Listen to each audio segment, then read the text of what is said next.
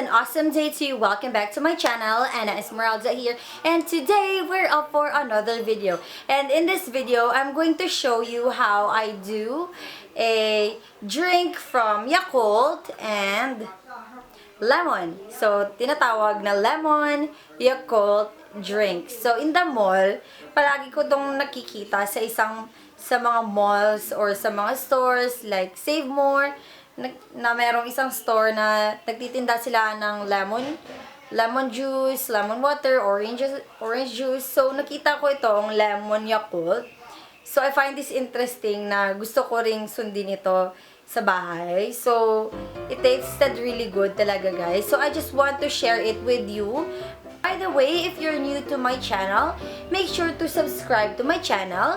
Hit the notification bell to keep you updated. And kung may suggestions kayo kung anong video yung gagawin ko, just comment down below on the comment section. So, let's go now into the video.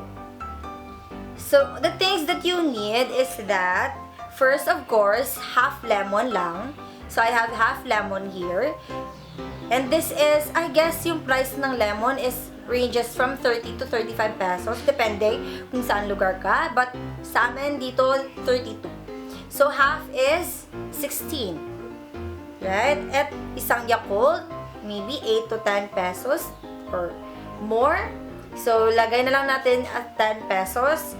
16 plus 10 is 26. 2 tablespoon ng sugar. Nilagyan ko ng hot water para to sweeten the drink. Water, of course. Squeezer. Ice para cold, syempre. Very important. Na mixer natin, manual lang. So, nakuha ko ito sa Watsons. Bumili kami ng soap at yung scrub.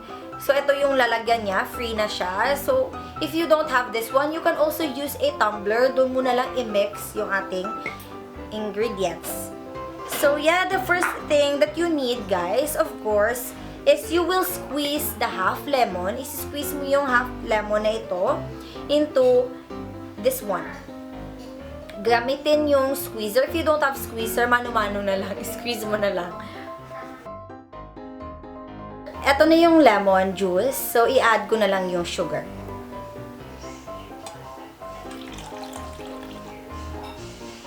Lagyan ko na ng ice ito.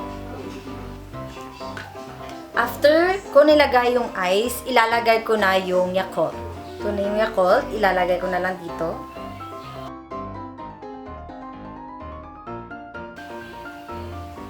So, yeah. Cover ko na lang with this one. And then, imimix ko na lang, guys.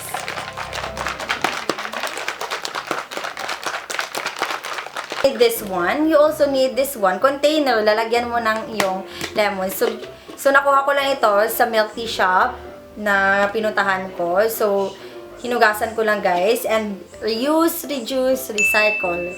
Kasi naman, you know, kailangan natin mahalin yung nature. Mag-recycle na lang tayo. So, lalagyan ko lang ito, again. Gusto ko rin ito lagyan ng ice. And lalagyan ko ng water.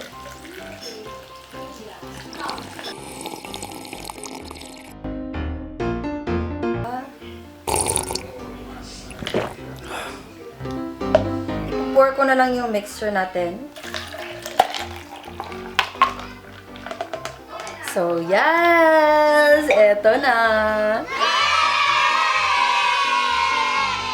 Ito na yung lemon Yakult natin. And lalagyan ko na lang ng lettuce choco. So, yeah, this is how it looks like. Pwede mong dadagan ng ice if you want. So, ito try natin. Sobrang sarap niya, guys. This is so satisfying. Kung sa mall ka bibili nito, I guess, more or less 90 to 100 pesos yung price ito. But, kung sa bahay ka lang gagawa, yung magagastos mo is 30 pesos lang to the max na yon. So, very simple lang siya gawin, guys. I hope you enjoyed this video. I hope you will like how it tasted.